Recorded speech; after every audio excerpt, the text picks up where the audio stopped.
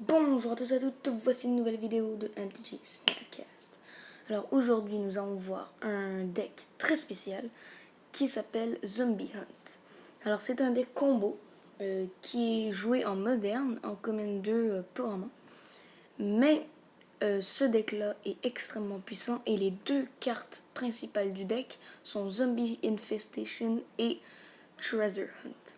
Alors nous allons voir pourquoi c'est le meilleur modern budget combo deck et aussi quelles sont les meilleures cartes et les cartes du combo à l'intérieur de ce deck très intéressant.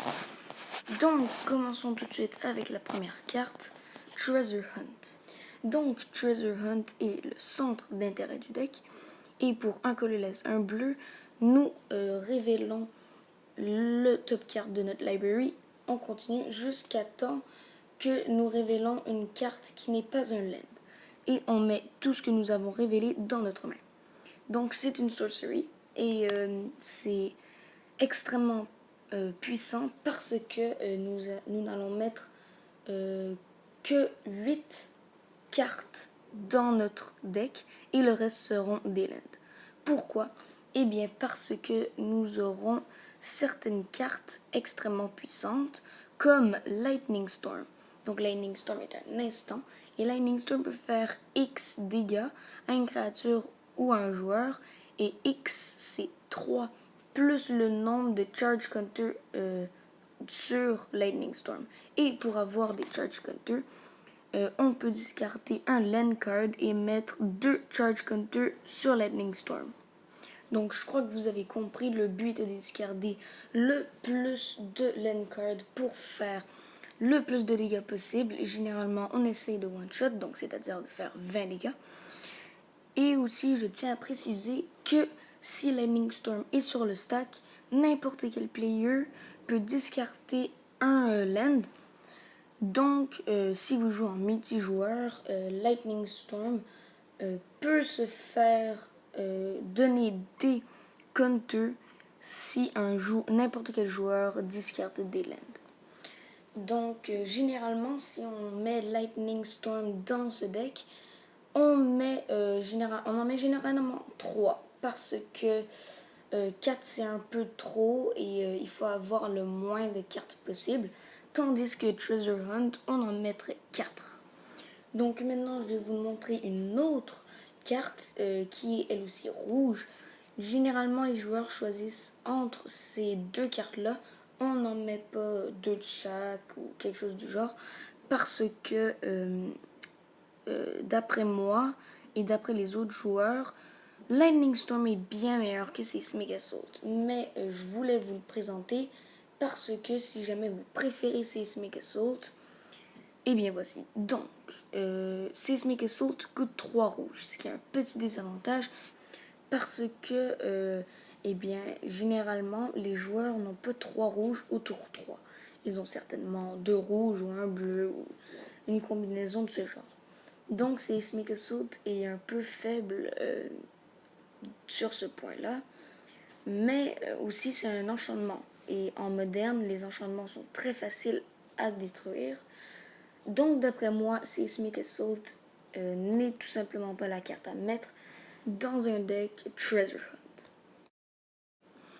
Mais les deux gros problèmes pour Lightning Strike et Seismic Assault sont les sideboards. Pourquoi? Eh bien parce que Leyline of Sanctity est extrêmement joué en moderne. Donc Leyline of Sanctity qui coûte 2 colorless, 2 blancs, un enchantement. Et s'il est dans ta main de départ, vous pouvez le mettre sur le battlefield dès que la partie commence. Et en fait, Leyline of Sanctity vous donne Hexproof. Donc c'est très fort contre un deck burn, mais surtout contre un deck Treasure Hunt. Donc en fait, il ne faudrait peut-être pas mettre Seismic Assault ni Lightning Storm parce que je vais vous présenter ensuite une autre carte qui est extrêmement puissante.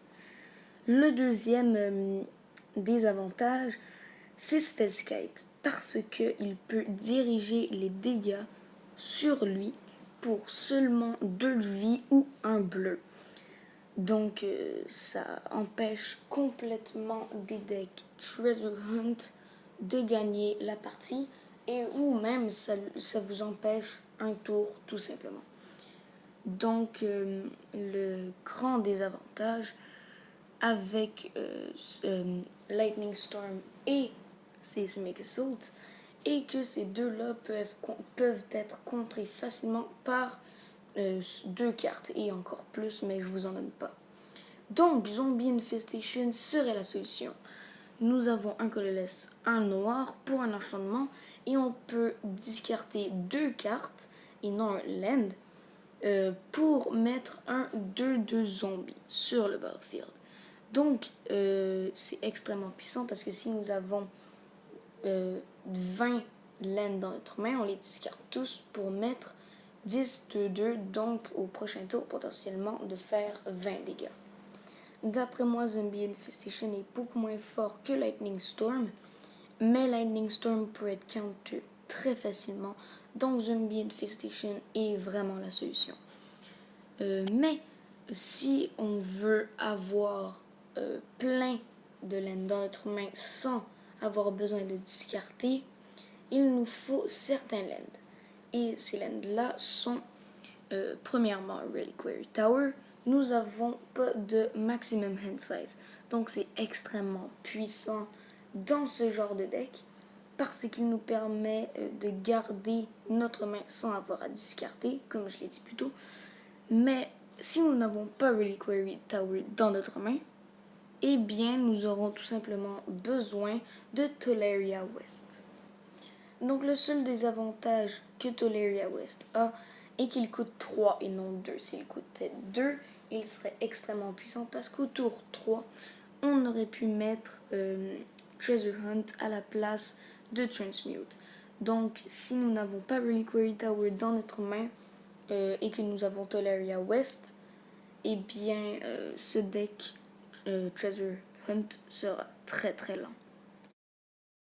Donc c'était la fin de cette vidéo. Je crois que ce deck est très puissant, mais par contre il peut être counter relativement facilement même si nous avons Zombie Infestation à la place de Lightning Storm.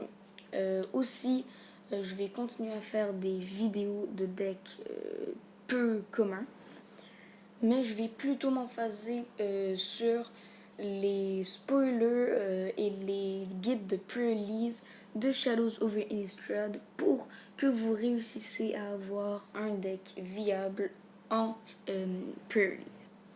Donc c'était la fin de cette vidéo, mais on se revoit une prochaine fois. Allez, à bientôt.